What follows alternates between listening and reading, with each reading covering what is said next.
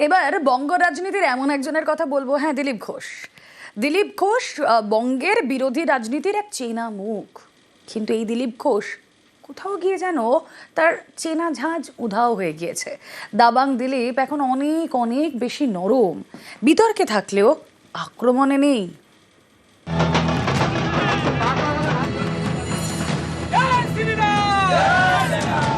দিলীপ ঘোষ বঙ্গ বিজেপির দাবাং নেতা। লাঠি খেলেন, বাইক চালান, গদাও চালান, রাজনীতির ময়দানে সুর চড়ান।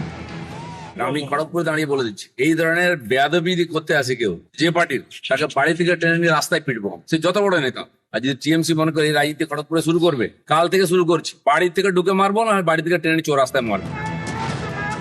এই দিলীপ ঘোষ এখন যেন অন্যরকম। বিরোধী দলের নেতা হোক বা নিজের দলের, কাউকেই ছেড়ে কথা বলতেন না। সেই দিলীপ ঘোষের গলায় এখন নরম সুর। জেলায় জেলায় যান, টাকা তুলছে এবং মার খাচ্ছে, যারা বিরোধিতা করছে তারাও মার খাচ্ছে। দিলীপ ঘোষের কোনো ভূমিকা নেই। ঠিকই তো, যাদের দায়িত্ব আছে তারাই করছে, তাদেরই ভূমিকা আছে। বঙ্গ বিজেপির প্রাক্তন রাজ্য সভাপতি দিলীপ ঘোষ, খড়গপুর সদরের প্রাক্তন বিধায়ক, মেদিনীপুরের প্রাক্তন সাংসদ। গত মাসে তিনি বিয়ে করেন, তারপর সস্ত্রীক দীঘায় জগন্নাথ মন্দিরে উদ্বোধনে যান। এতেই বঙ্গ বিজেপির অনেকে তাঁর প্রতি অসন্তুষ্ট হন। কেউ কেউ তাঁর সঙ্গে দূরত্ব বাড়িয়েছেন বলে শোনা যায় বঙ্গ বিজেপির অন্দরে।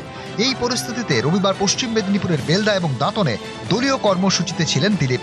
অপারেশন সিঁদুরের সাফল্যে তিরঙ্গা যাত্রায় জেলা বিজেপির নেতাদের দেখা যায়নি। বিভিন্ন বিধানসভাতে প্রোগ্রাম হচ্ছে আজকে। আমি নিজে এগরা বিধানসভাতে ছিলাম।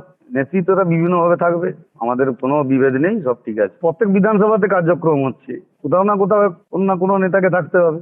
আজকে যে মিছিল হয়েছে সেই বিষয়ে কোনো সূচনা আমাদের কাছে ছিল না। আমার কাছে যা খবর আছে, আমাকে সহ এরকম আরো অনেক নেতৃত্ব আছেন যাদেরকে কোনো খবরই দেওয়া হয়নি এই মিছিল সম্পর্কে। কারণ জেলা সভাপতি বলতে পারবেন, যখন যা নির্দেশ আসে সিস্টেম ওয়াইজ, দলের যে গঠনতন্ত্র, সেই মতো যা নির্দেশ আমাদের কাছে পৌঁছায় সেই মতো আমরা কাজ করি। জেলা সভাপতি এগরাই ছিল। আমি যতদূর জানি জেলার নেতাদেরকে জেলা থেকেই বলা হয়েছে বিভিন্ন, কাল 5 জায়গায় র্যালি ছিল, তারা গেছেন। যুক্তি রয়েছে, কিন্তু কোথাও যেন সেই জোর নেই, দিলীপ ঘোষের সেই মেজাজ নেই। যারা লেজ গুটিয়ে বাড়িতে বসে থাকে বোর আঁচলের তলায়, তারা আমাকে সার্টিফিকেট দিচ্ছে। আর দিলীপ ঘোষ এই মেজাজে রাজনীতি করবো, যতদিন করবো রাজনীতি ছেড়ে দেবো, মেজাজ ছাড়বো না বলে দিচ্ছে। গত মার্চে খড়গপুরে দেখা গিয়েছিল দিলীপ ঘোষের মেজাজ। খড়গপুরের মাঠপাড়ায় বিক্ষোভের মুখে পড়ে পাল্টা সুর চড়ান।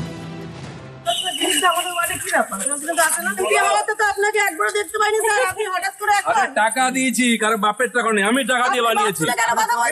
তোমাকে বলেছি 14 পুরুষ তুলবো। এটাই তো চেনা দিলীপ ঘোষ, কিন্তু এখন সেই ঝাঁঝ নেই। গরম দিলীপ এখন যেন অনেকটাই নরম।